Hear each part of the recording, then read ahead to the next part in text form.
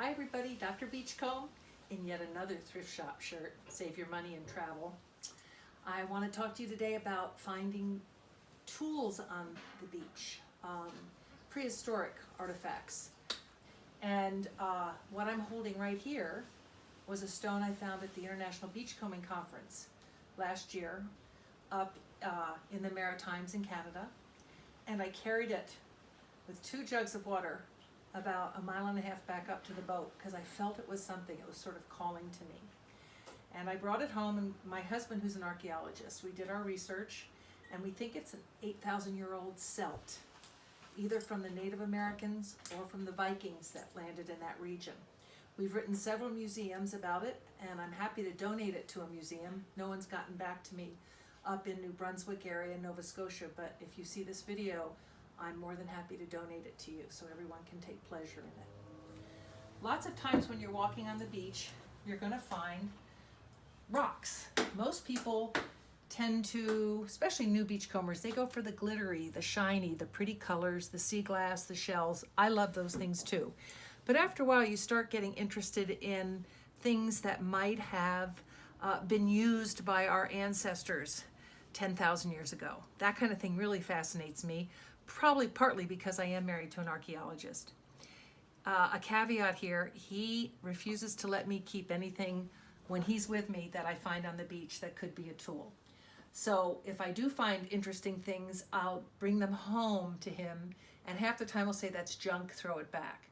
But occasionally he'll let me keep 1 or 2 things as mementos, and eventually I would donate them to a museum or put them back where I found them. I don't sell what I find, and nor should anyone else really. These are treasures that belong to indigenous peoples and really can tell them about their history. So let's get started. Let me give you a few little ideas of what to look for when you're walking. When you see chips of rocks like this, it's an indication maybe that it was purposefully done. It's called flaking. These chips are called flakes. And lots of times when they made tools, they took another rock and they did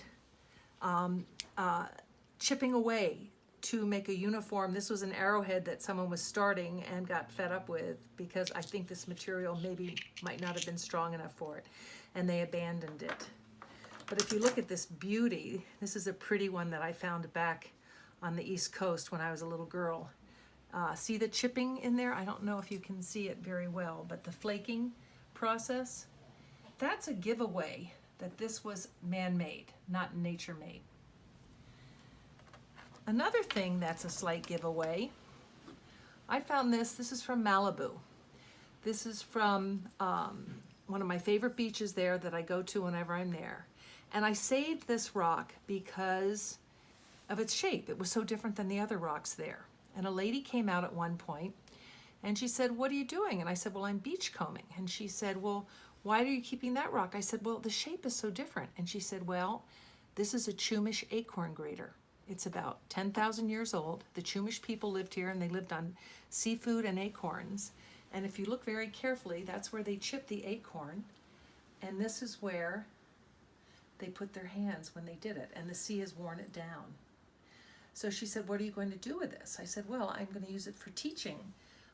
She says, "You don't sell, do you?" I said, "No, I don't." She goes, "Because I come down and throw everything back in the sea."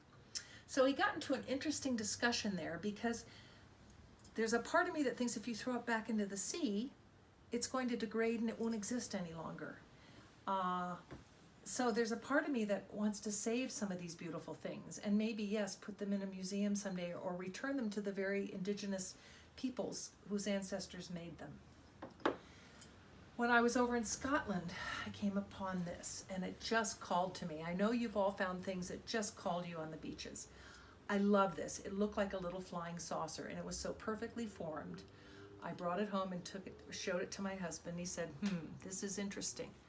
I don't think this was nature-made. This was man-made." And we were trying to figure out what it might have been used for. And all I can think of is maybe a small curling pin. You know, they have the curling sport back there.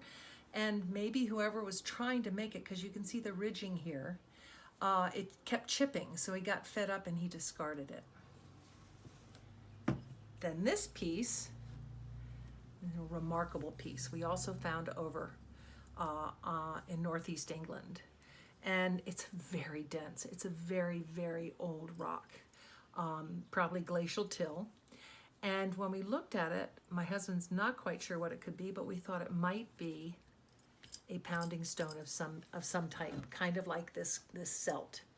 Some kind of pounding stone that was used to pound nails in or stones with or something of that sort. A lot of this you will learn as a guessing game. So when you find little things on the beach that look like they've been formed, maybe in a way that nature might not do it, or it's very different than the other rocks there, that's when you start to wonder what's going on. These two things here, found in different areas, and I can't remember where, we believe are sinkers. Native Americans particularly did this with rocks, and they'd wrap strings around them when they went fishing, and they would sink their lines down. They're both very interesting. These guys up here are sanding tools. These are from Hawaii, made of coral, this one. The tip broke off. These are sea urchin spines. Do you see this, how thin it is there? Small little sanding tools. This one might have been used to push things into other things. And here's a little fish hook that we found that was broken, made of bone. And these two pieces, again, this one, I can't remember where I found, I'm going to document better next time, are both tools, my husband says. He's not sure what, this is a piece of a tool that broke off. It could have been a point, and this could have been a small little awl, I think he said. Now this one, we don't know what this is. However, we do think this line around here was purposefully made. Can you see the light in that? It was not like any of the other rocks around there. It has a flat surface here, and it has a line all the way around it. If any of you know what some of these are, please let me know. So out here in Hawaii, I found a few things that I bring home, and two things. These look just like regular little rocks. See those? But if you lift them up, they're completely flat on one side. And these were used as sanders when they were probably making some beautiful art or their canoes or something of that sort. These two are called ulamaika. These, see how they're shaped? They're rounded and they're flattened on the sides. So this is not like something the sea would do. This is man-made.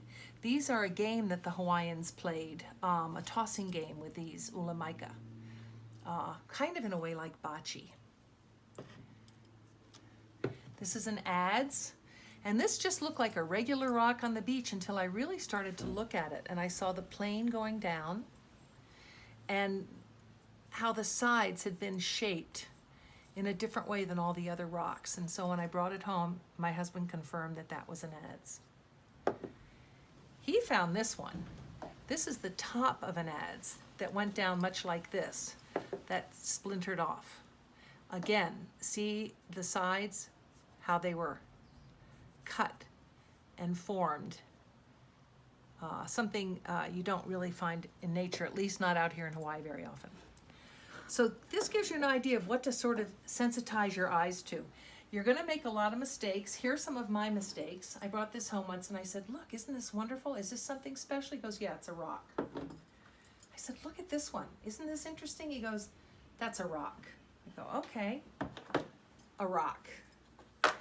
We don't know what this is. I love this. I found this in Scotland, and I just feel like this is something that someone created. It's too different in shape than all the other rocks I saw on the beach. So there you go. If you go to a beach where there's not much sea glass, look for the rocks. The rocks can tell you so many things, and sometimes they're not rocks at all. They're tools. Happy combing. Stay well. Stay home. Wear your mask. We'll get through this. Bye.